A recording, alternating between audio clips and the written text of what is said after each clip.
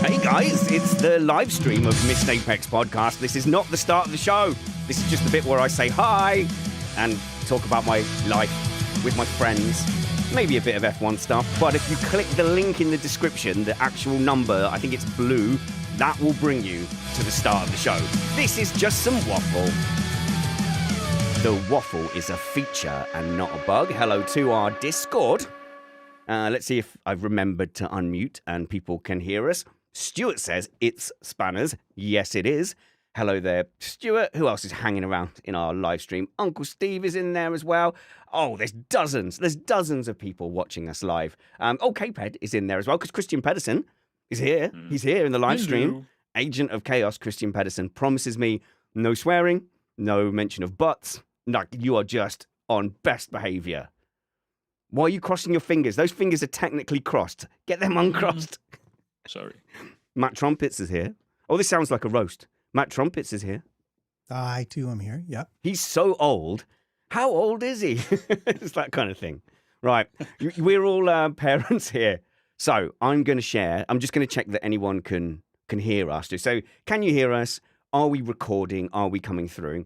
I've got not a parenting dilemma, but a parenting situation. I covered myself completely in non-alcoholic beer earlier. So it's called Drop Beer. It's not an advert. Not an advert. Promise. Not an advert. They haven't given me any money, but I will accept it.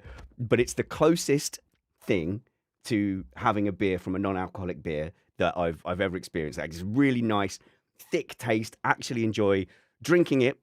Hang on. K-Ped is blonde, isn't he? Look, hang on. Maria's commenting on your hair. I think it looks purple. What can I do? Maria says she can hear my innermost thoughts as well. So I assume that means it's good. But yeah, so I went to the fridge. It was the afternoon. I'm doing work and I went, oh, do you know what? I fancy one of these non-alcoholic beers. And so I go and get one, walk up the stairs and I open it and it sprays absolutely everywhere to the point that I'm like catching it. I'm catching it in my shirt. I scream I'm like, no. The family all thinks that there's some disaster. My wife goes like potty at me because they did eventually like go on the windowsill and the stairs and the carpet and everything. But the reason it fizzed up is because, right, I had given some non-alcoholic beers to my son to take to a party, right? Because my son says to me, Dad, he's going to it was a boy-girl party and he'd been there before. And I'm not ignorant to what 15-year-olds do at parties. But he says to me, basically, everyone was drinking out of my friends except me. But then I also know that one of his friend's dads, I was talking to him and he said, yeah, I know. Sorry, I said the name. I said everybody else is drinking, but I'm the only one that's not drinking. So at least one of the boys is lying to their parents, and I don't know which one it is. But my thing I said to him was, look, I don't want you to drink, and I'm glad you're not drinking. But also, the worst thing is, if you are drinking, I don't want you to freeload off of everybody else. So it's like, how do I make sure? Like, which situation do I just trust him? And I say, I trust you, therefore I'll just bring you like some sweets and cokes to share. Or do I go, look, you're lying to me. I reckon you're lying. So here's some beer to make sure that you're not freeloading off everyone. You did the right thing. Yeah, so what I did was, go on, Matt. I was going to say, I like the non-alcoholic beer solution. It's camouflage, but famously, TV reference freaks and geeks, this was done at a party where they were worried about older kids coming and getting drunk. So they got kegs of non-alcoholic beer. But then everybody acts totally drunk and thinks they're drunk anyway and still trashes the house. Yeah. Yeah, they did that on a Big Brother in the UK one. They gave everyone non-alcoholic beers and everyone was just acting as if they're drunk. And in fact, this afternoon with the drop beer, I just really was relaxing into it. And it's not that I felt drunk, but I had to remind myself that I hadn't had a beer, that I hadn't had any alcohol. It was like there's a psychological link, isn't there, between... I'm pretty sure I can taste when I drink a beer, I like the taste of also being drunk.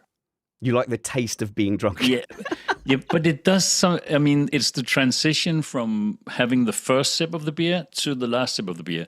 Something happens inside your blood. and it's wonderful. But and I don't want to give too much away about me, but I drink real beer as well.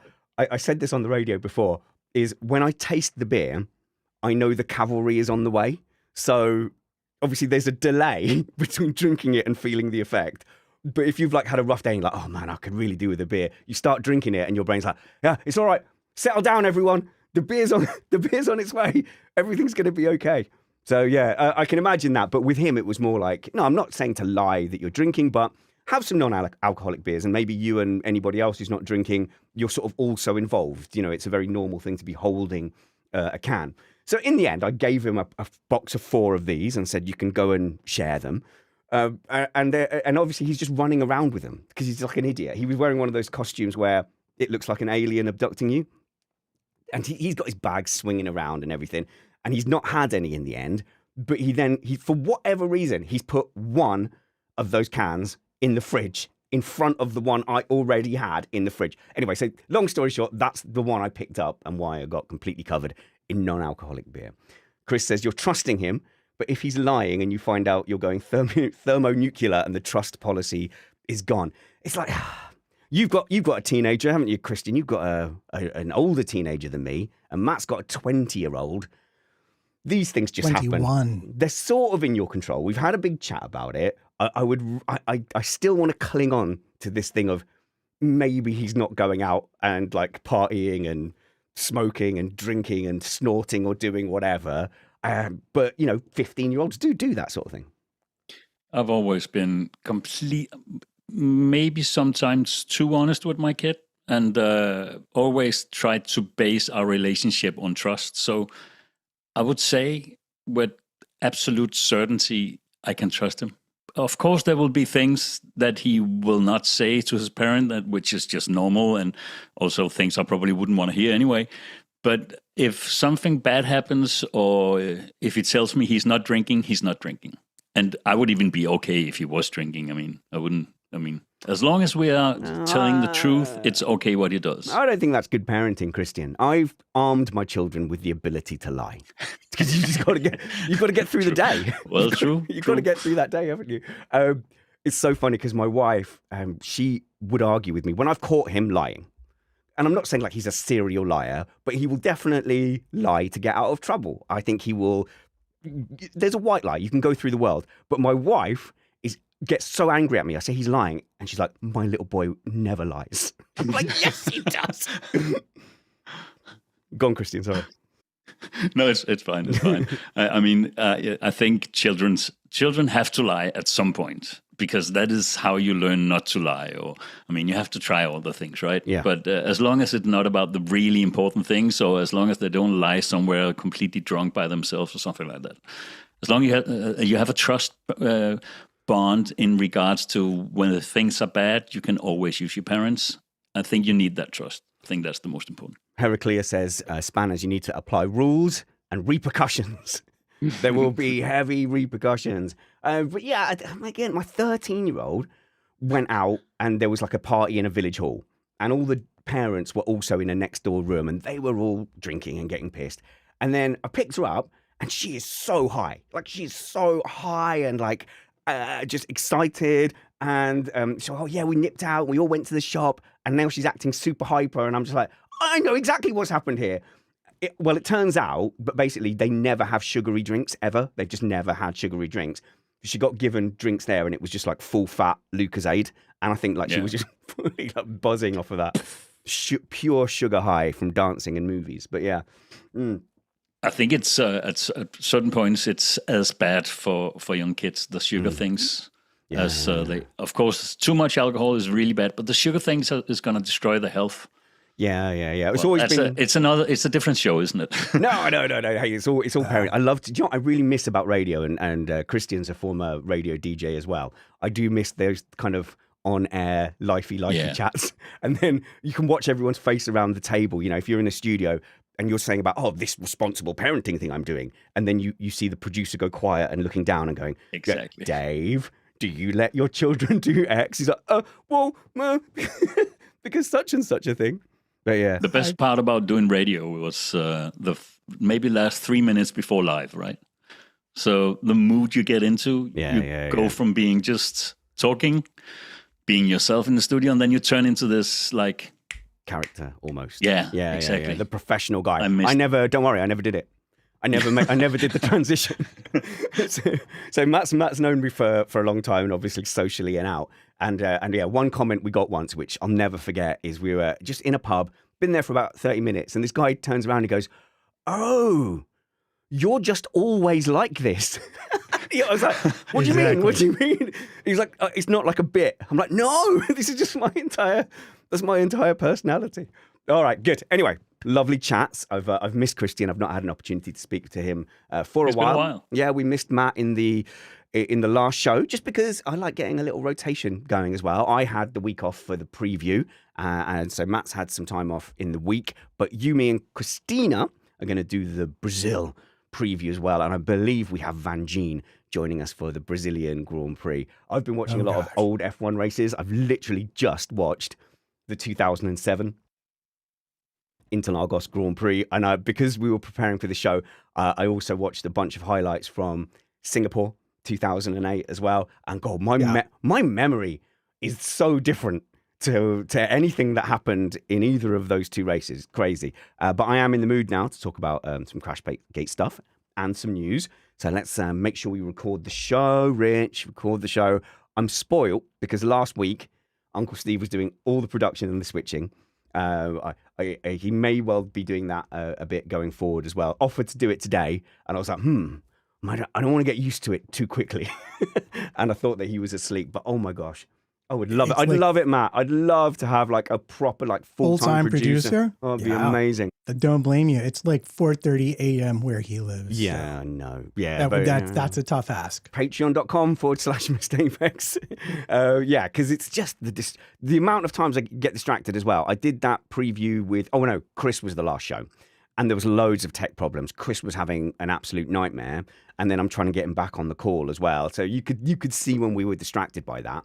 And then when I was doing solo spanners, once he dropped off, I was trying to get him back on whilst trying to talk solo.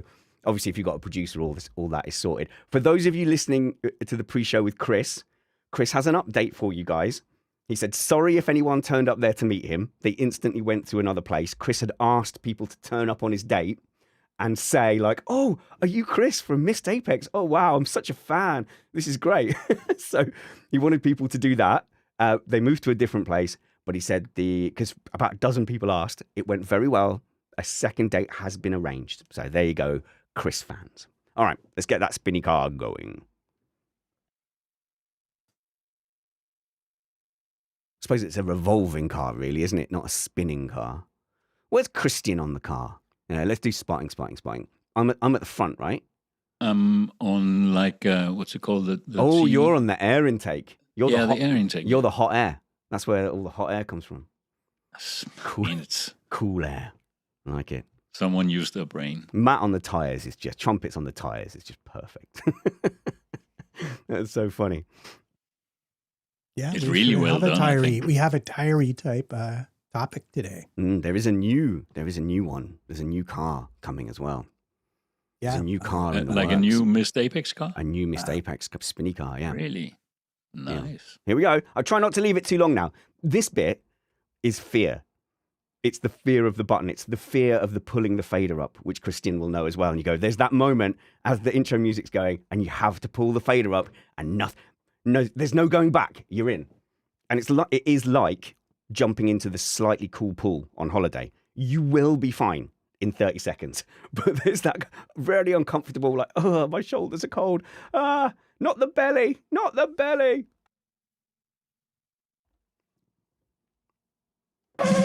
You are listening to Missed Apex Podcast. We live F1.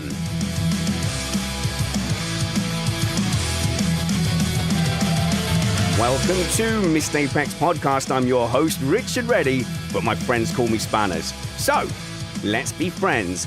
This is a news show. We're going to wonder and pontificate about whether Massa will get his 2008 claim to court. There's been the pre-trial proceedings. So, are they going to end up stripping Hamilton of his 2008 championship, are Ferrari already looking past Lewis Hamilton? And also, there's a new F1 movie. What will it be called? F2, surely. There's also a new proposed 2026 two-tyre stop rule and more on this something episode of Missed Apex podcast. We are an independent podcast produced in the podcasting shed with the kind support of our patrons and partners. We aim to bring you a race review before your Monday morning commute. We might be wrong, but we're first.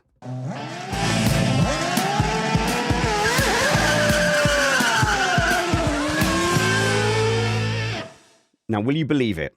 Now, we have got some panel on, but before that, I want to do a correction. Okay, for the first time ever, I was wrong on Missed Apex podcast, and I'm happy to start a little corrections corner. So, the shame. It has not been announced that Colapinto has been extended. I fell for one of those spam accounts, and I just caught it in the corner of my eye, didn't think about it. Then when it came up in passing, I just regurgitated it like a moron. And I'm like, yeah, my career doesn't depend on me being correct. Somehow I found myself in a niche where that's not overly important, but that was an absolute howler. However, I have heard from within Alpine that they have been told that there's an announcement coming soon, and that the drivers they have now could well be the drivers they have next season. But expecting it soon. Apologies for that. Definitely try and do better than that. And also, Craig Berry says, I've heard you say a few times in the past few weeks that Sargent was teammates with Russell. It was always Albon that was teammates with Sargent. Sorry about that. Can't believe it. First ever mistake. Thankfully, I've got some expert guys with me. I'm joined by Matt Trumpets. Hello, Matt. Two tall British drivers. Anyone could make that mistake, but I'm here to make you feel old today. Okay, how?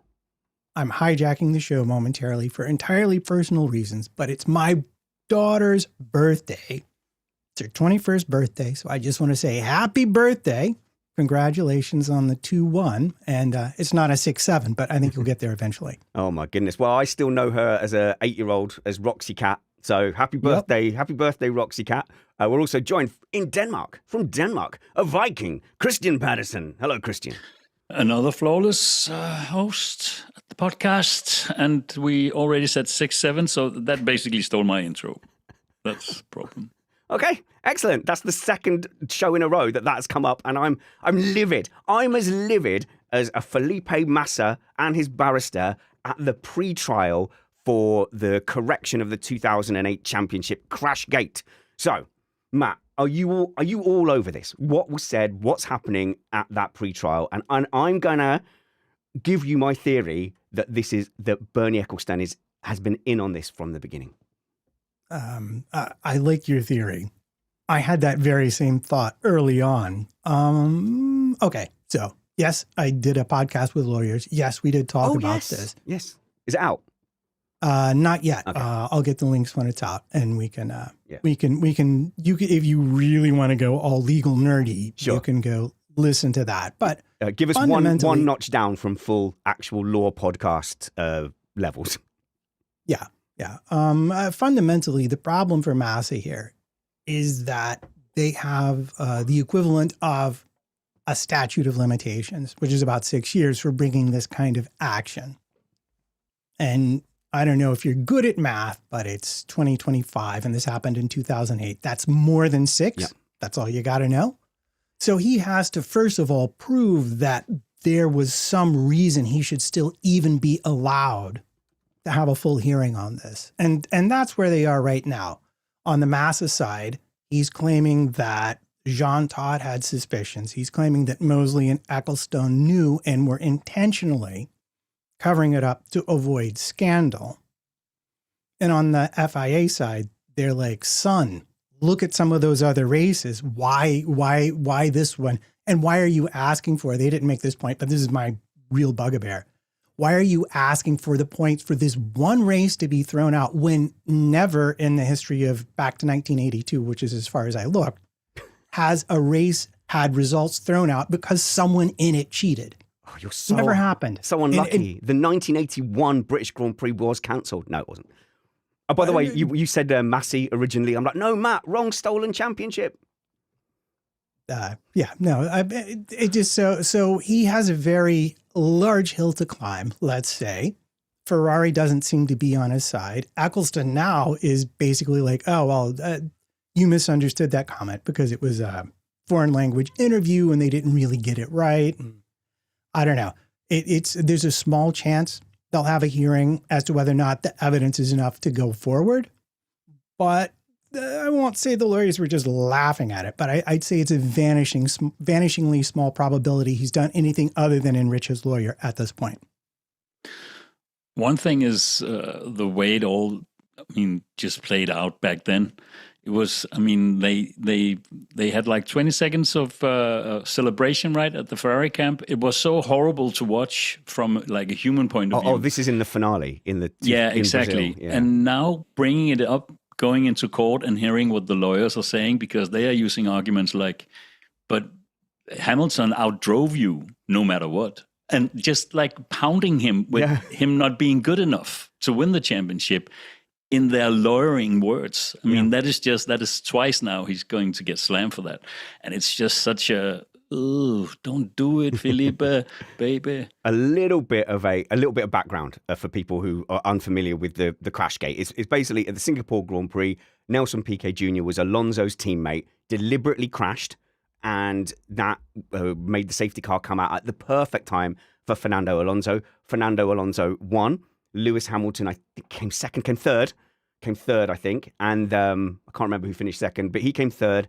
And Raikkonen and Massa both finished out of the points in the end. And Massa had this problem with the fuel hose at the refueling where he just went. He got a green light. The mechanics had not been able to remove the fuel hose. About 10 meters of the fuel hose just came out with him, spraying fuel everywhere. Had to pull over at the end of the pit lane, take the hose off, and then he continued in that race. But if you remove that race from the record books, then you're going to have Lewis Hamilton losing the points for second, and obviously Massa doesn't lose any points. And I would be very interested to know if that was the other way around and Massa was going to be the one to lose points. Would this be a court case? No, of course not. And we also have to put in context for newer fans of F1 that Bernie Eccleston used to be basically the owner of F1. Him and his investment group, CGC, Matt?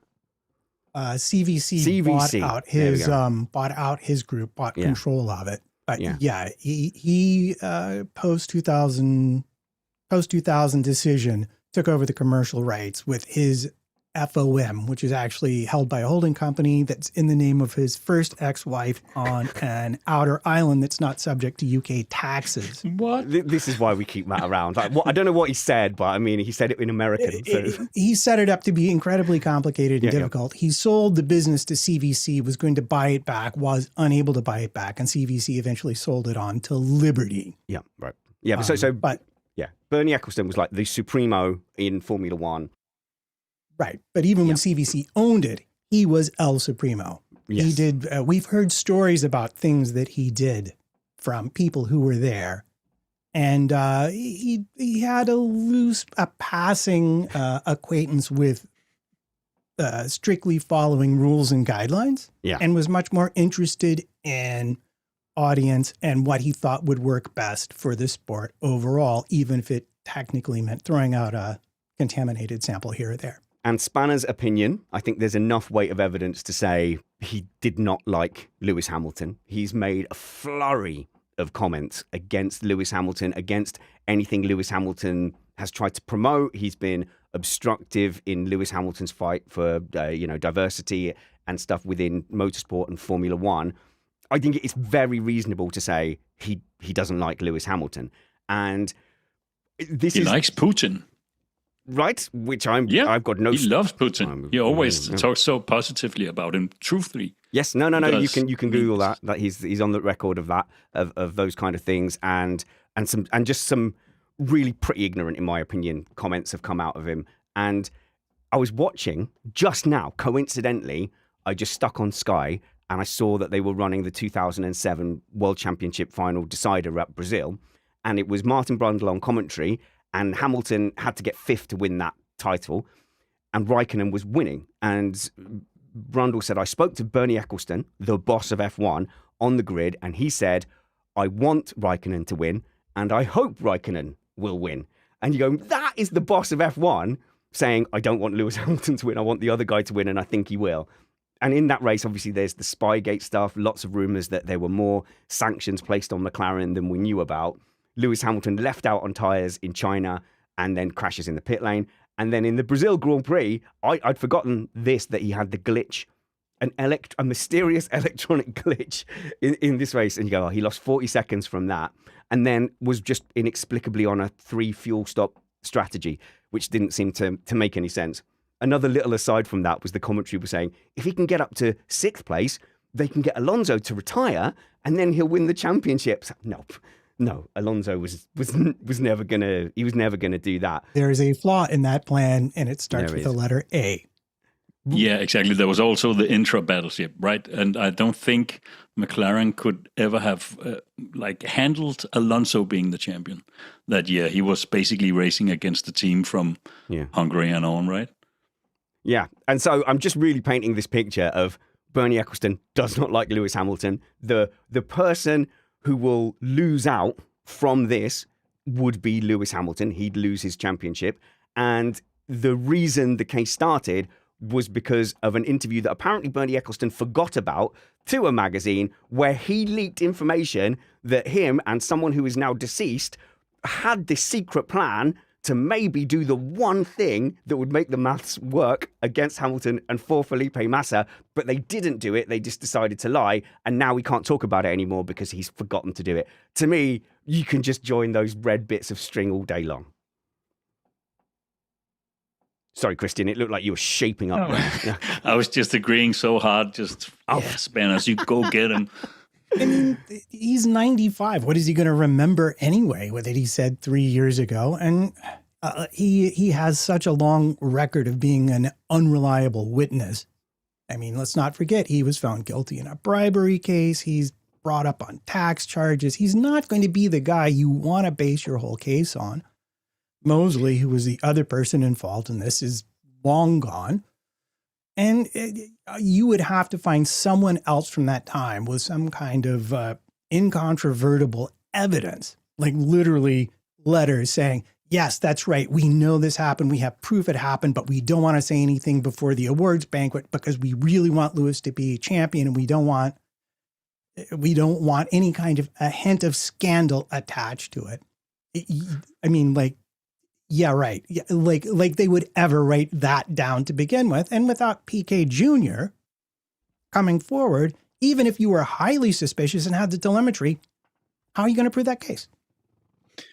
I'm just going to argue that we're going to hear about Bernie Ecclestone later in the podcast tonight. And to anyone who's just started following Formula One, when you hear about Flavio Briatore, when you hear his name, you hear about Bernie Ecclestone as well.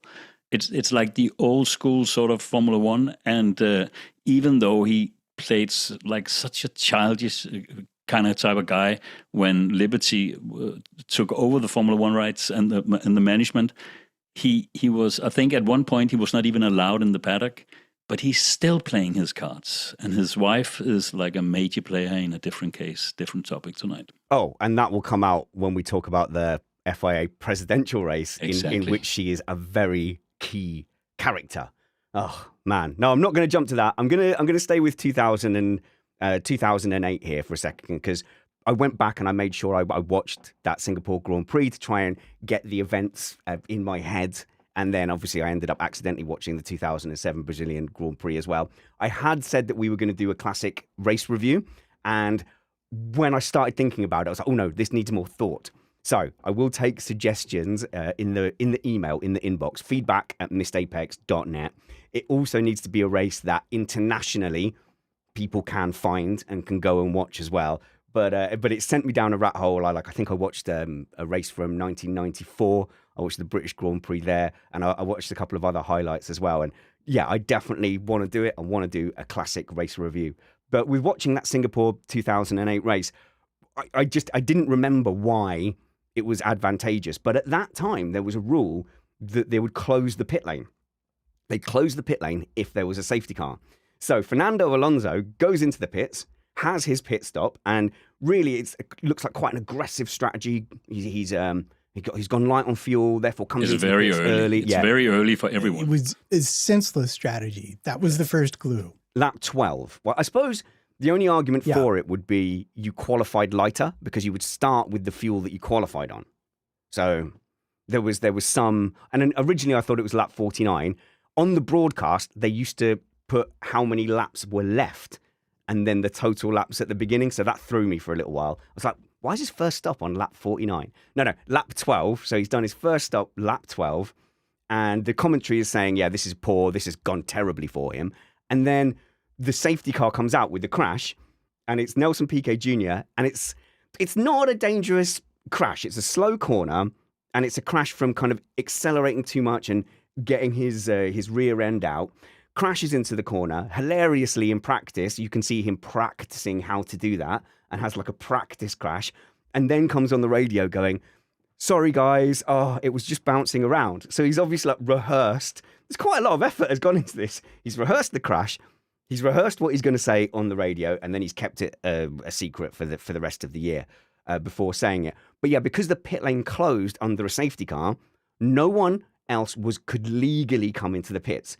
Now, this is a crazy rule. No one else could legally come into the pits. 2 cars did come into the pits because they were going to run out of fuel and therefore had to come in and get a 10-second penalty. So obviously then they all go around, and then when the safety car finishes, people have got to pile into the pits, which leaves Fernando Alonso, I think, in 5th place with 4 NPCs ahead of him, 2 of which had penalties for refueling when you weren't allowed to. Such a different format and environment.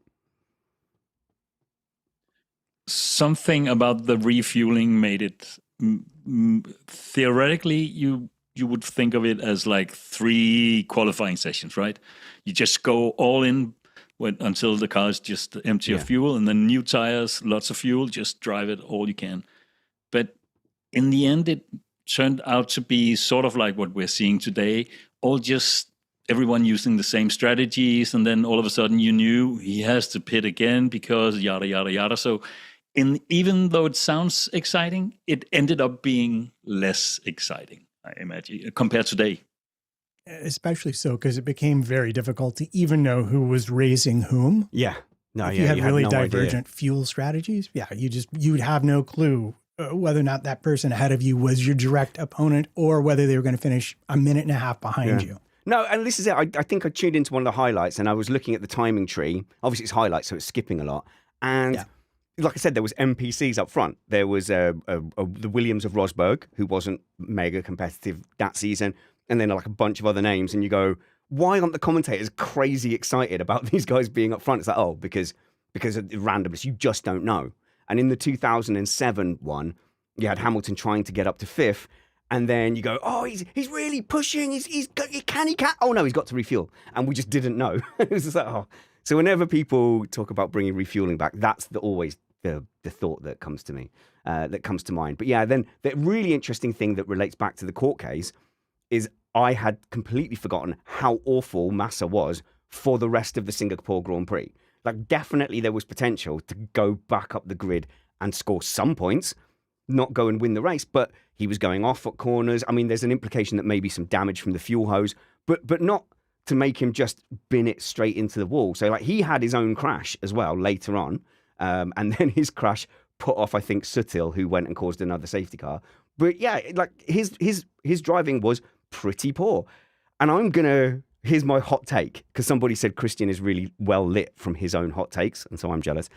Here's my hot take, is A, that really what the FIA or the F1 lawyers should do is just play a GIF of the 2008 British Grand Prix, where he's just spinning. I think he had 8 spins in the rain, and Hamilton won it. Play the clips of him hitting the barrier and crashing at the Singapore Grand Prix, going off track, not being able to overtake. And this is my hot take. My smoking hot take is that for Massa to even get within as close as he did to a championship, that 2008 Ferrari is the greatest F1 car that has ever been built. I just want to add, what is the point of this? I mean,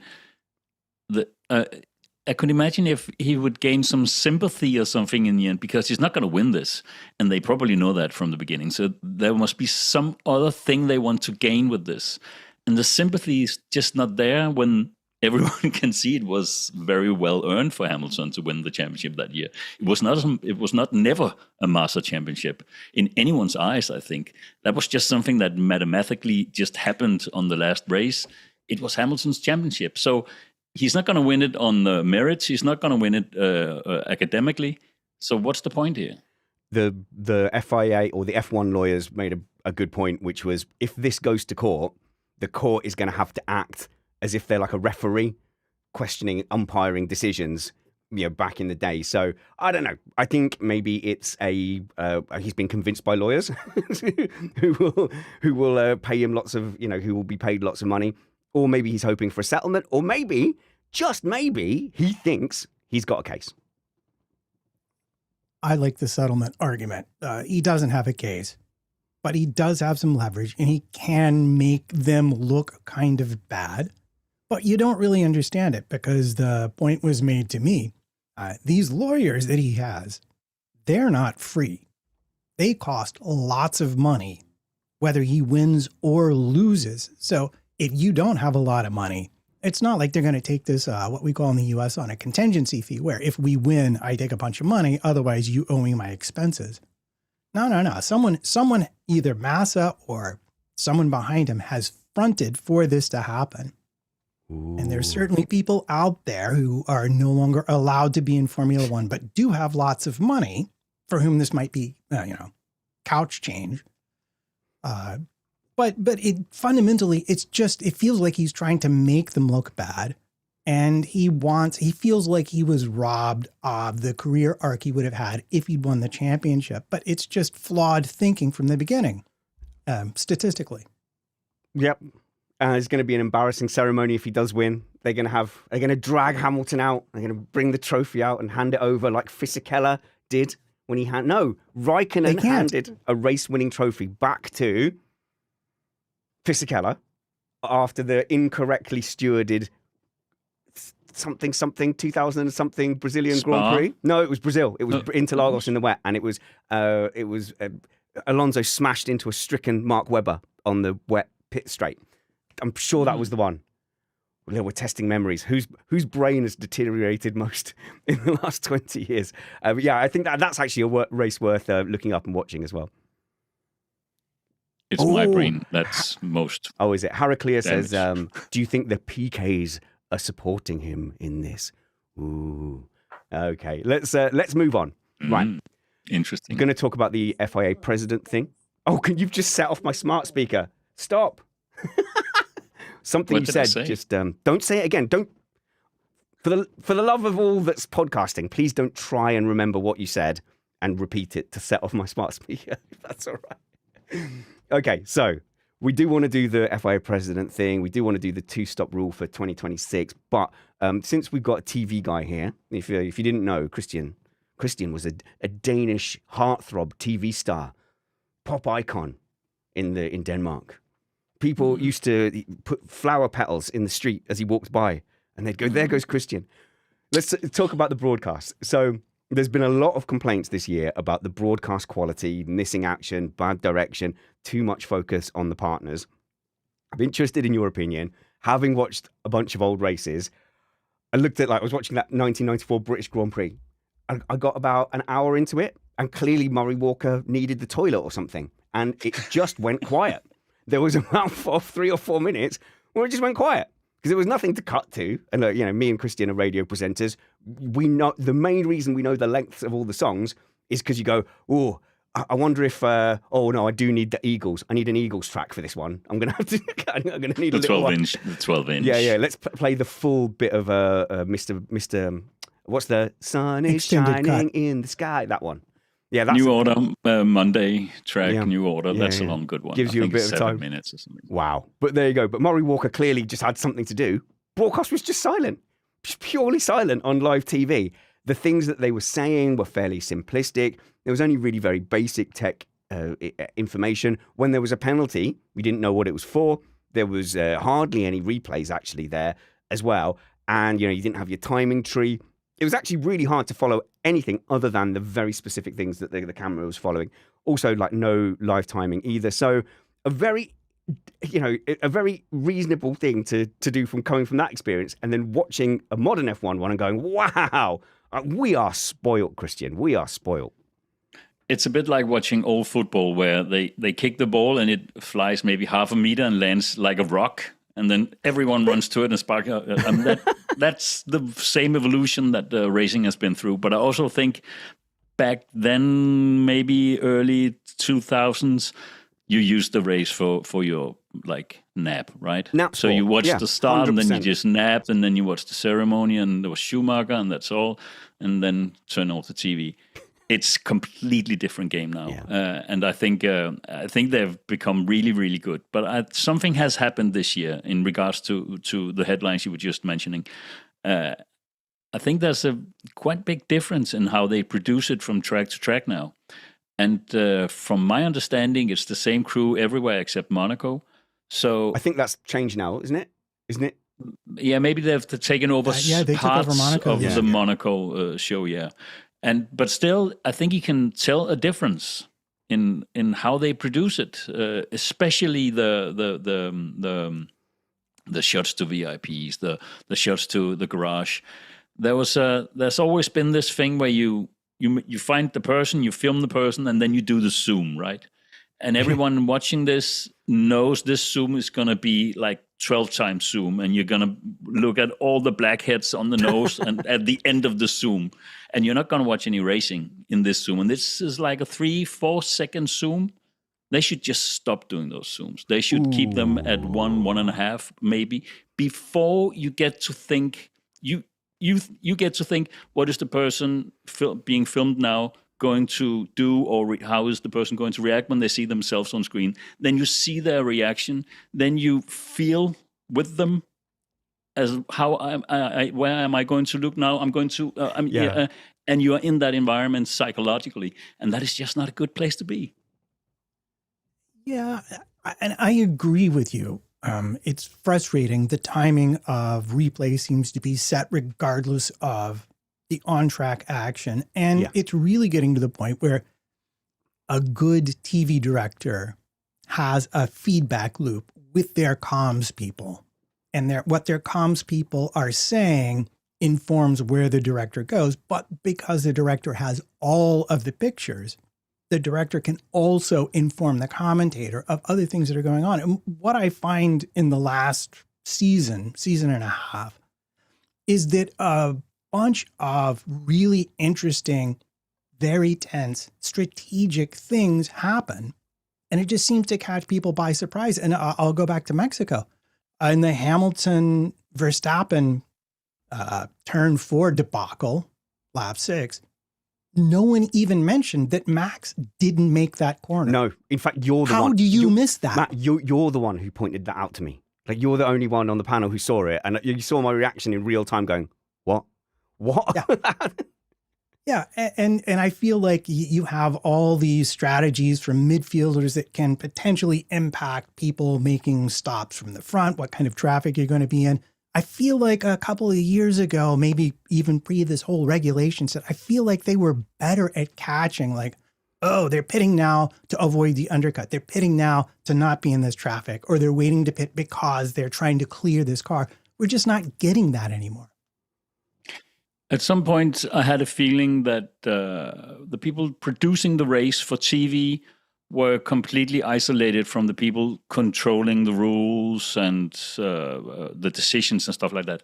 Nowadays, it seems like the two are very close together. And it's the decision makers sort of like being part of controlling the decisions in what you show.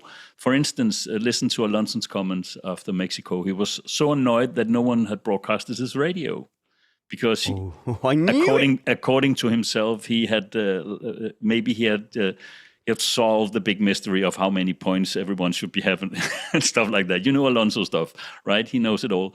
But still, everyone is onto this now. And I think we are going to get a much better product if those two things are completely separated. And in regards to the things I said before, just a short thing, we get to see the people who watches the race. Why not let us be part of the people watching the race? Why not change the POV so the cameraman is up with the people watching the race? Then I want to watch the people. Then I want to feel the vibe. Oh, I see. But I'm not like in a I'm stand. not interested in seeing like, look at these people having a barbecue on a hill. I mean, yes, it's fun, but I don't want to be there for 10 seconds. Or in Miami, and it's the beach party and the pool party and stuff. Just because I'm jealous. Do you know, during the Grand Prix, there's like literally people like in the pool. Why did you even come? Just go to another pool. My thought exactly. Why are you there? Okay, we've got some interesting comments here in the chat. As CEOs. Well, it's Uncle Steve here saying just ban all shots of girlfriends, wives, celebs once the race has started. Chris says spoiled. We're spoiled, yet we miss all of the overtakes because the director is fascinated by the girlfriends. And I want to add one thing to that, Spanos. I'm sorry. Yeah, go for it, everyone's talking about the girlfriends as something bad. If you listen to someone like Kim Illman, who is a Formula One photographer, he's got a very popular YouTube. He does a lot of segments from the paddock. He says when he posts a picture of one of the girlfriends, it gets 10 times as many likes. So we also have to look at this from a populistic point of view, and watching Lando's girlfriend before he wins, or watching someone's partner before they do something stupid or whatever, I can see the connection there. Yeah, it's fair to show honest reaction to events on track by people who are emotionally invested, both in the general admission and in the garage. But really, if you're just going to go there and they're on their phone or they're talking, we don't need to show us that like when they're on the grid between the national anthem and when the grid walk happens or whatever. That's a better time to show us who's in the garage and why they're there. But it's racing. Give me more racing information. Show me these battles in the midfield that wind up being decisive for millions, tens of millions of dollars to these teams. That's also interesting, and it's just getting left behind. Mike says, just paint the girlfriend's face on the cars, then everyone's happy. No, Mike. EJ says some of the guests' girlfriends' mums interact with the camera, and that does tell a story, but all the shots where the ones being filmed clearly seem to feel uncomfortable, like Kristian said, aren't good for the broadcast. I do like the shots of Lando's mum or Behrman's dad. And you do wonder how much of a conversation these individuals they're kind of featured now in the story of F1. Like Ollie Behrman's dad is there. You have, Lando's mum is kind of very publicly out there. And then you have some of the partners of the drivers who also have their social media presence. And I wouldn't be surprised if some of those partners had spoken to the TV guys and go, I'm going to be here at this time. And, you make that part of your personal social media, whatever, and you're going to post stuff from that. So there is an element of like how much of that has been coordinated with the people who are involved, and like, do they get an opportunity to say, hey, please don't put me on there, it's awkward, I don't like it. Like for example, they went on Alex Albon's partner, who is a professional golfer, and she looked like a little irked, just a little bit like, hey, just watching the race here. So I have some sympathy for the people who found that to be too much. And there was a suggestion as well that, it was too much focus on the women because, we just want to look at the pretty lady. I am quite into celebrity culture, and all of my TikTok, a lot of it is, those celebrity interviews where they do Conan or the Jimmys. The Jimmys, like, all my clips are like interviews like that. And so I think, like you said, with the Iliam's pictures getting more, people are genuinely interested in this. There is a lot of online chat and interest in the drivers' partners. So to some extent, some of the people watching are going to be interested in those things. And so to say, well, they shouldn't be part of the broadcast, is there a slight bit of gatekeeping that because we're old fuddy-duddies from 1866 and we don't care about the media and showbiz side, then therefore that's the only correct way to watch F1? I think there is a bit, if you go to like a social media expert and say, could you make me some awareness about this? Then they take this generic YouTuber person and puts in front of your thing and does a thing, right? That is not social media. I think you're watching it here. Just girlfriend's popular, film more because more popular. I think that is translated very badly. And as in regards to my comment just before, try and think about why you need to film this girl. Try and build the story. And I think that is completely lacking from this. It's just camera 4, camera 8, and camera 6 ready, and 3, 2, camera 7. So would your thing be, right, just get rid of all of those celebrity shots, or would you say, hey, like, let's do it in a more targeted and way? I would in regards to like reactions to Bierman being fourth in Mexico and his dad just going crazy. I want that live, right? Yes. But I want the girlfriends maybe do like a kiss to the camera and record that and then broadcast that at the right time instead of waiting for a reaction that might come and then just look at them being uncomfortable. I think there's you can direct a better story here, I think. And you can solve a lot of these if you just do picture-in-picture or whatever the technical term for it is. I mean, there are ways to do this without losing the racing action, because the racing action is technically the reason everybody's there. If you show me someone in a paddock and they go, and you're like, okay, what just happened to the driver that they're following? Well, I didn't see it because you were showing me that instead. You know what I mean? I get there are many valid narratives across a Formula One weekend, and the influencers and the partners and the lifestyle and the manufacturing and technical partners, all of this is a valid way to approach it. And people have their interest, but fundamentally it's the racing. That has to be first and foremost. And the sense that people got, or the sense I was getting from people, is they were beginning to feel like these shots were encroaching on the racing itself. And I think that's why you've seen such a pushback. Yeah, that is very true. If you'd asked me this time last year, I'm like, oh, get those idiots with their headsets out of here. Who cares about them? But like since Silverstone, I'm like, these people play a crucial role in the event. I mean, and yeah, look, if you've got engineers yelling at each other in someone's garage, I do want to see that because something is going on there, right? Like, let's not miss out on those potential dramas, but those are race-related dramas. And I want to know why they're yelling at each other, because driver A did not give that position back or something. Counterpoint, I think Monaco, we throw all of these rules out the window and just go, just show us anything else. Literally anything. I want to see his nan, I want to see his girlfriend, I want dogs, I want like best water, mates. wave. Water. Let me see a wave. Yeah, exactly. Boat parties. That's what I want. It's I think it has swung very far in one direction, and I think a lot of people have found that jarring. One defense I would make on the broadcast against the charge of the over-filming of the girlfriends is that this generation of drivers seems to now have partners who have this social media presence, who actively seek that kind of stuff, and who are influencers in their own right. And then it's kind of irresistible for the broadcast to cash in on that as well. The reason Justin Bieber was there as a guest of Lewis Hamilton in Monaco that time is because a lot of people will see F1 images because of what they put on social media. So there is a business side to that, and this generation of drivers has a particular dynamic in their lives that we haven't seen before. So that's my only slight defense of that. Okay, somebody accused me in the chat of when we were talking about the playing songs to have a pee break. They said, what you mean like Spanners does when he asks Matt about tires and then disappears for a while? That's so true. No. Busted. So, hey, Matt, what is this potential two-stop enforcement rule for 2026? Bye. So essentially, what is this?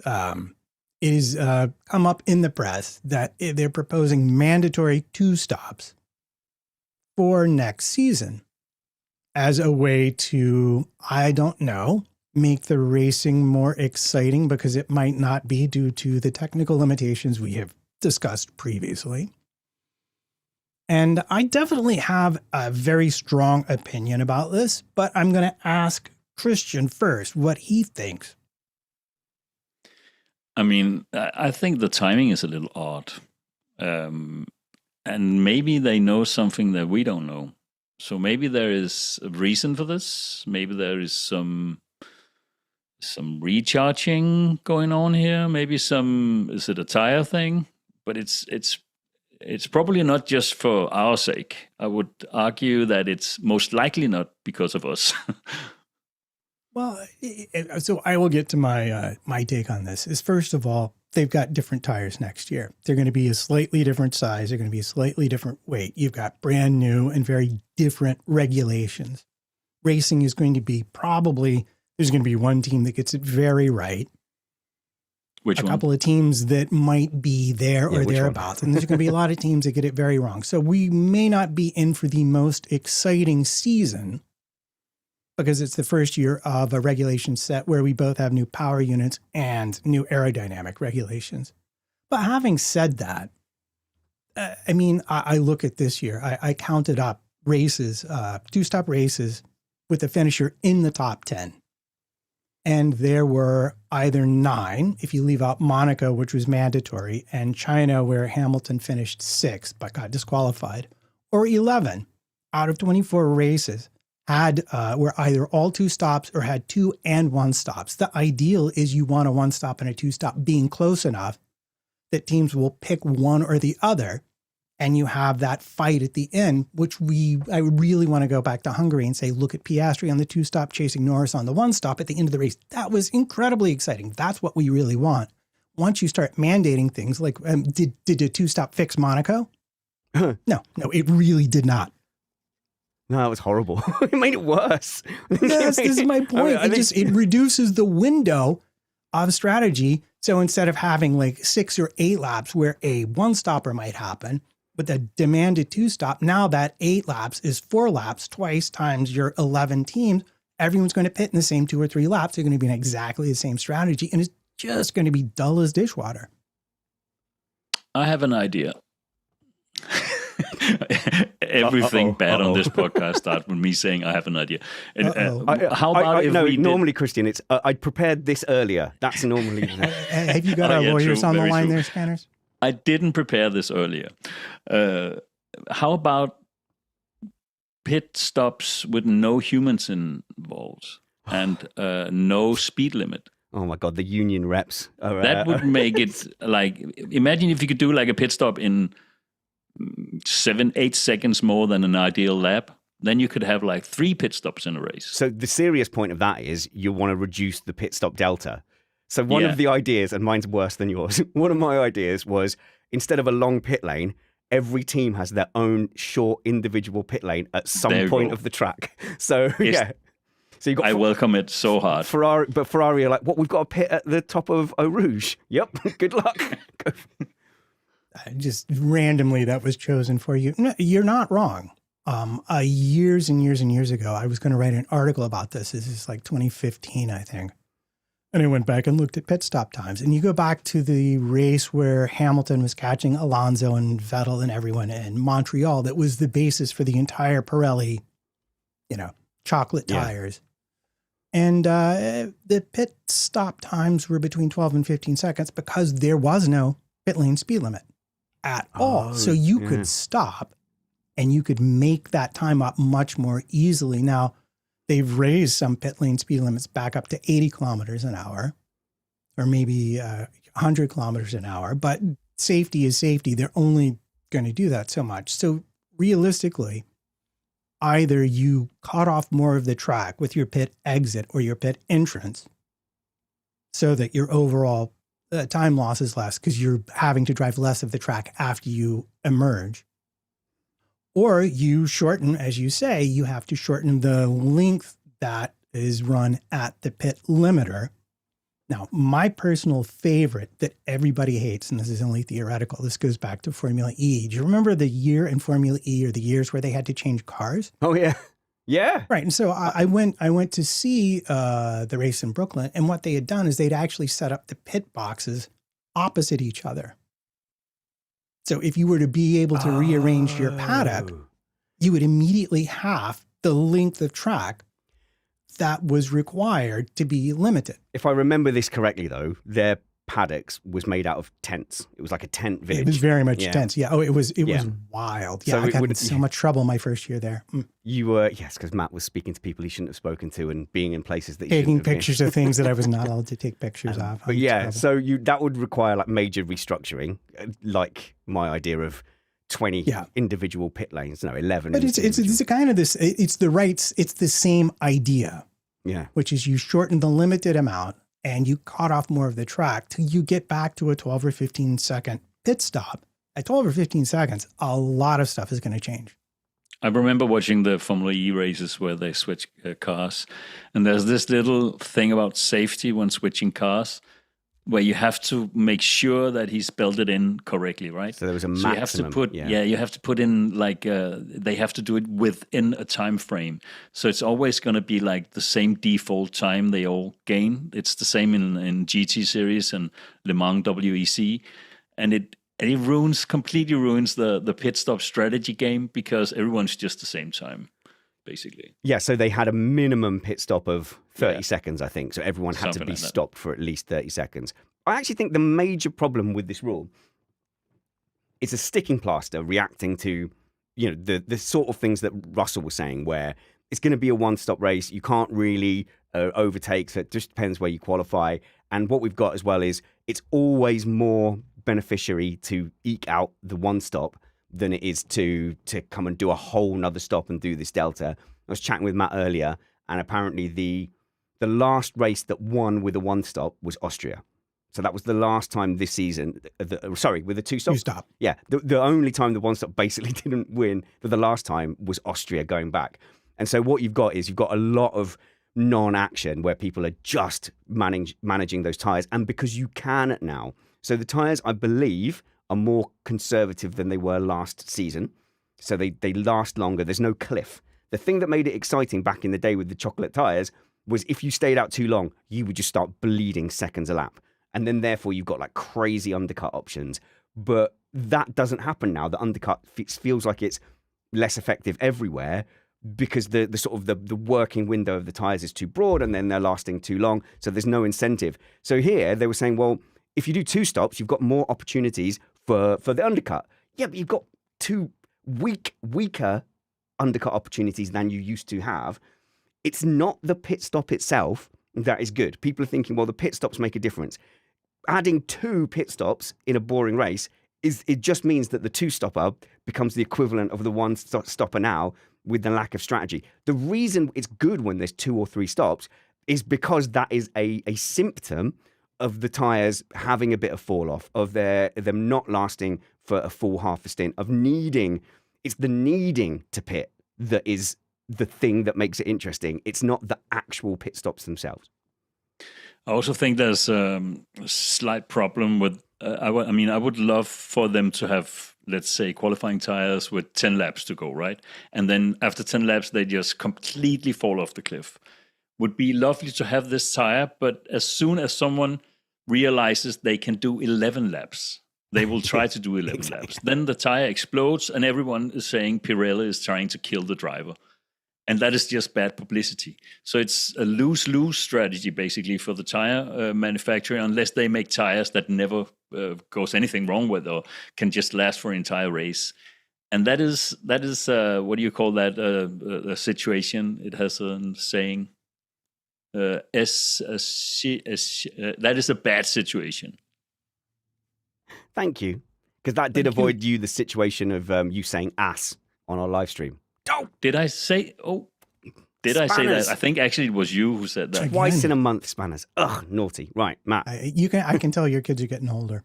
Yeah, no, that's a real thing. Yeah, to start with, you're like, yeah, that's where turnips came from. But yeah, I don't use turnips at home. I don't call people turnips at home anymore. I call them beep, beep, beep, beep, beep. The thing about the tires is the teams understand them incredibly well. And Pirelli, as noted, they really do have a big issue here because of how fast the cars have gotten, because of how much downforce they create, because of how heavy they are.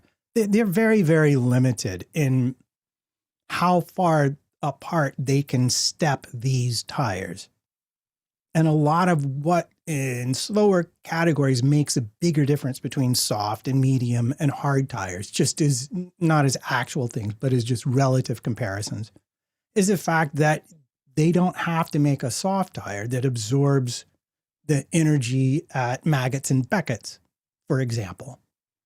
You know, they can make a soft tire that only absorbs the energy of, I don't know, turn one in Mexico. Right? So it can be a wobblier tire because your aerodynamics aren't getting messed up by that.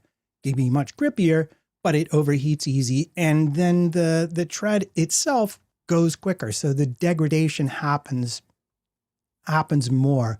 But the teams aren't going to know really as much the tires for next year, and especially how they're going to interact with the cars. So that's going to be a much bigger guessing game. We saw the soft tires working, the hard tire not working, when everyone thought the opposite, perhaps at the start of the race in Coda, I think it was.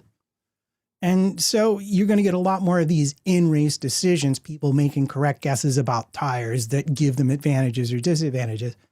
Mandating pit stops is just a terrible idea unless there's a safety reason like there was in Qatar a couple of years ago. Yeah, two stops is bad because is good because you need two stops, not just because you have to do two stops because of the rules. Exactly. I'll tell you what, groove tires. I was watching 2008, 2007 today. Groove tires. I've always said it. Groove tires. Yeah, groove tires and less downforce. It was a lot of fun watching those Grand Prix and like looking at that and you go, okay, I know I cherry picked like two action-packed ones. But then when I went back to the 90s races, it was like, oh, no. Don't, too far. Don't go back that far. I'm going to ask a question, just a quick one. Why? I mean, the groove tires are like tire, no tire, tire, no tire, tire. Yeah. Why not remove the no tire sections and just have a tire that is not as wide? Oh, a narrower tire. There's rubber. I mean, it's the same contact patch, right? Yeah. And then we could make them cross-ply. Imagine if the people in Formula One had used their brain back then. We do here. But that's what they're doing for next season. They're getting narrow, the profile is changing. You're getting a little more sidewall. The aspect ratio is getting a little bit bigger. And the tire itself will be lighter. So it will have a different performance characteristic. Plus, the cars themselves will probably not generate nearly as much downforce in corners as we're currently generating with this particular regulation set, because they're removing a lot of the underfloor downforce that with the Venturis, those are all going away. We're going back to the flat bottoms. You get a lot more topside aero, but it's going to be movable. So we'll see what happens. Yeah, it's going to be, right, here's the problem. They've had to make the active aero to compensate for the lack of power. Is that right? So they've had to kind of go, right, we need to basically have front and rear DRS because we haven't got enough power to get down the straights. I wonder if you're going to get a situation where teams really have to think very carefully about adding downforce. As soon as you add downforce, you're like done on the straights. I'm not sure they can choose themselves how much to add and or take off with the wings. I think the wings aren't they pretty much defined? No way. I mean, you can slap on like a giant front wing and manipulate that. I think it's defined. They define them in terms of legality boxes and in terms of radiuses and partial radiuses. But within those, you can design whatever you want within those particular sets of guidelines. The thing they're really trying to control is the outwash. That was the thing that they, in the first season, had controlled very well till Mercedes had their bright idea about the adjusters in the front wing end plates. And then they said they couldn't write a rule preventing it. And then everyone's just gotten more and more outwash. And the worse the outwash has gotten, the worse the racing has gotten because you can't get close enough. And I think the last turn in Mexico is a great example. You had to be inside. You had to be like 3-4 tenths. You could catch them in DRS, but you couldn't get there because of the turbulence. Dirty air being created by the leading car made it very difficult to pass, even when you had, 3/4 of a second on the car ahead of you. I think that sweet spot there, 2006, 7, 8, 9, or maybe 8. But yeah, these groove tires, less downforce. Watch them following. You have multiple cars sometimes following through multiple corners. That just doesn't happen now. You've got to back off. You've got to leave room because of that wake is going to wreck your front tires. But yeah, switching back to that era and watching that early sort of Hamilton era, you suddenly go, oh my God, they really are following each other a lot closer. Obviously, the cars are smaller as well. And even in the 90s one, you'll be surprised. Yes, the gaps spread out. The 90s era had its own problems with boringness.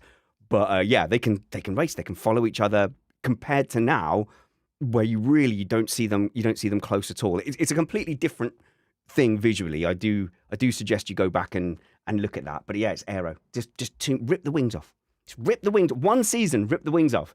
But if you go back further, and I haven't done this yet, go back further than 2006, then you get back to our previous conversation, because 2005, no tyre changes, if I'm remembering it correctly. I think there was no tyre changes. I think that was tyre war. So you had 2 tyre manufacturers and no pit stops. So I want to go back and watch the 2005 race and see if that's as dull as I remember. Because I think I remember that's the season I was the least interested in Formula One. But yeah, that's some 20 years ago, and I've slept since then. FIA legal showdown. Matt Trumpets. What's going on here? Why did we say that this relates to Bernie Ecclestone's wife? Well, there is, you may have heard, an election for FIA president. And there have been multiple people putting themselves forward as candidates and then all crashing out. And that's because when you run for president of FIA, you don't just run by yourself. You have to put together a list. And the list has to include vice presidents for sport from around the world. 2 from Europe, 1 from South America, North America, Asia Pacific, Middle East, North Africa, Africa, so on and so forth.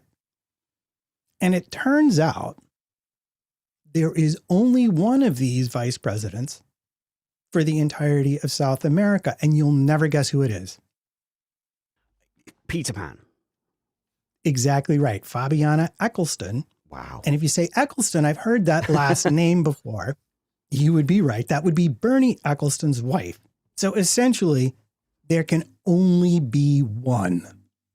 There can only be one candidate because there's only one vice president there. And the FIA rules say if you don't have that person from that region, you can't run for president. Now, you might be thinking, doesn't sound very democratic to me. And I think that's a fair opinion. And one of the candidates for president, Laura Villers, who is a Swiss and a driver, has had a correspondence with the FIA, been unsatisfied with their responses about this, and taken them to court in Paris. There is a court hearing November 10th, but first there will be a conciliation meeting. From my understanding, all the countries, all the motor clubs, maybe I should back it up a little bit. Say for Denmark's instance, we have one thing called DASU, which is our sporting government club in Denmark. You have to apply for a racing license. Sorry, say the name again. DASU, DASU. DASU in your language. Danish is so random. It's all vowels. Do you know that in Denmark there's extra vowels? It's true. There is. A-U-O. That's what they're called. Don't look at Hungarian. That's my advice. And then we have something called FDM, which is all our car owners united. Those are both FIA, part of FIA. One is sporting, one is for traffic cars. And that is the same in every country, and they have to nominate someone. All the clubs in South America has agreed to nominate Fabiana Ecclestone. But the problem is, if they choose to do that, no one else can ever be part of this procedure. Because if you don't have them all, if you don't have a vice president from each region, you're not eligible. But I would like to add a little thing about this, because the Laura Villers is a Swiss driver, yes, but we never really heard of her, right?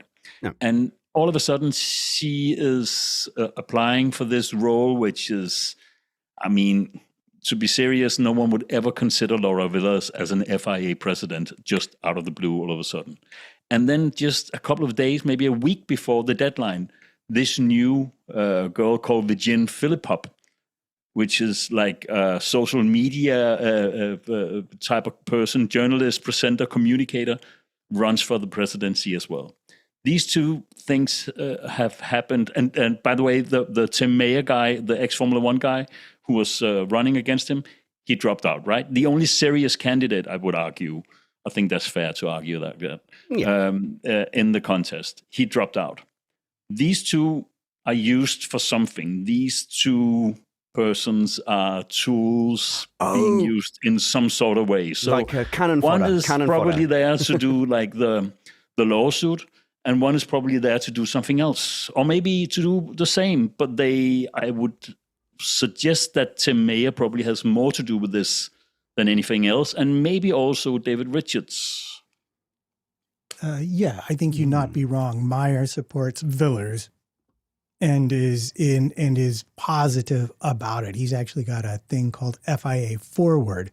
But let's not forget that a lot of the rules about how elections happened, how rules got changed, themselves have been altered over the past year or so. And there is a litany of ethics complaint from Motorsport UK about this. They kicked the delegate out because they refused to sign the new NDA, non-disclosure agreement, that was being required by all of the delegates.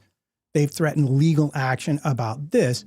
Meyer put himself forward. Sainz Sr., Carlos' dad, put himself forward. We've seen sort of this rotisserie of candidates. Villers, I think, is interesting because there are two places the FIA has offices: France and Switzerland. She's Swiss.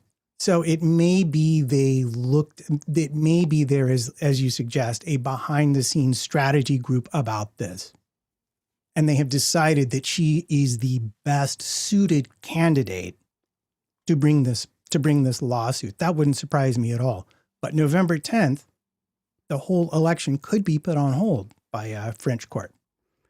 And maybe would you say something, Spanos? No. My only sort of thing on this is this looks well sketch. Like on the surface, just from a completely amateur point of view, that whole thing about, well, there's only one and she's supporting this guy, so no one else can enter. You go, well, obviously that can't be the case. Like, you obviously can't do that. That is well sketchy. So in the last couple of years, Paolo Basari, the compliance officer who brought the case against Alonso, the penalty in Saudi Arabia, that case which found that maybe the president from the FIA had mingled in something he shouldn't mingle in, the guy who handled that, he retired. Nils Vidic, the race director, was just fired from one day to the other. Deborah Mayer, who was the FIA Women in Motorsport Commission, she quit. Steve Nielsen, who is now working for Alpine, he resigned in December 2023. He was the sporting director. The technical chief, Tim Goss, left in January. Blimey! The CEO, Natalie Robin, exited in May. Luke Skipper, who was the communication director, quit.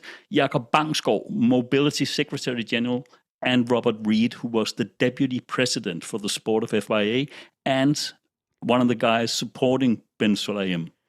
All these people left the FIA. These are really pretty important people. They left within the last couple of years. And we have a Susie Wolf open case, which she's going to win. And we have the high-tech big lawsuit, which is also going to be a loss for the FIA. But apart from that... Yeah, I have one last thing. Who else have they lost? This is probably the worst one. Yeah, there's a lot going on here. Go ahead. Just one last word, Matt. The World Motorsport Council, which is where there is now confidentiality. You can't report anything from the World Motorsport Council. This is where everything in FIA is being basically determined. I think it was June 11th they had a meeting. And at that meeting, Sulayem reinstated Viktor Kuryanov, who is the Russian head of motorsport and who is a sanctioned person in the UK, in the US, and in Canada.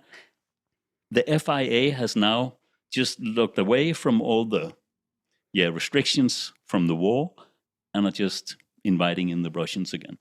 I think this also plays a part in this entire little charade of things. And this is where you begin to think that this Villers suit has some real legs, because you mentioned an awful lot of people, and I've heard from people who are closer to the sport than me that they've reached a point with employment law where they can't even get enough people in the door to actually do the work. They can't replace people because they got rid of them without following appropriate employment practices. But all of these people that walked out the door with an awful lot of knowledge.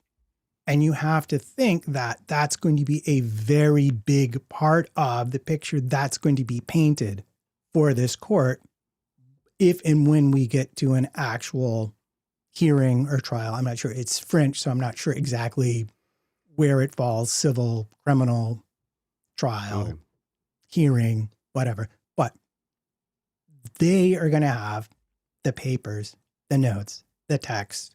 They will have been in that room. And this is not good news if you're running for FIA president and your name starts with the letter M. But it's good news for us because we're only doing a podcast. Well, Endless drama for us. I need to say, for balance and for future access, on the other side of things, this all might be fine and above board and just great and nothing's wrong. So there's a possibility as well. Yeah. That is a very journalistic way of watching it. Yeah. Everything. In fact, I take the view everything's probably fine. You probably. guys, and also scaremongering. it's confidential anyway, so we wouldn't know. So I mean, yeah. Right. So follow Kristian. No, you can't. He's not on social media at the moment. He hasn't produced the album that he promised. So follow Matt, though, on his social media. That'll all be in the show notes below. And us. The main thing you really can do for Missed Apex Podcast is be a patron for a little while. Patreon.com/Missed Apex. Support us for $5 a month. If enough of you, if 1% of people did that, we'd never have to worry again. And also, we could have a full-time producer, so I could be much less distracted when things go completely to pot. Like they did. I just want to add, I'm not getting any of that money, just so you know. So come on, people, just So in case you were scared that Kristian would benefit in any way, don't worry. No, if anything, we take from Kristian only. But Patreon.com/Missed Apex helps keep the wheels on this bus. The other thing you can do is honestly, this is so important. Is subscribe and tell your friends. So if you subscribe, if you're listening to it, the audio, whatever app it is, subscribe and auto download. And same on YouTube as well. Subscribe and if you've got friends at work and you're talking about F1 and podcasts, just tell them, I quite enjoy the Missed Apex podcast. Why not give that a try? That has been our secret weapon over the last 10 years. Or tell a stranger. Huh? Or just random people in the street. No, Kristian, you cannot advise people to just go up to strangers and start yelling, hey, check out Missed Apex F1. In fact, do it. Do it. In bars. Shout it. Have it printed on your T-shirts. All right. Until we see you next, work hard, be kind, and have fun. This was Missed Apex Podcast. Yeah, Kristian's chaos, but it sounded like he did research on that last one. I think that's cheating. He was reading. I was looking at his eyes. He didn't memorize that list of FIA people. He's read it in a book. Kristian reads things. Nerd.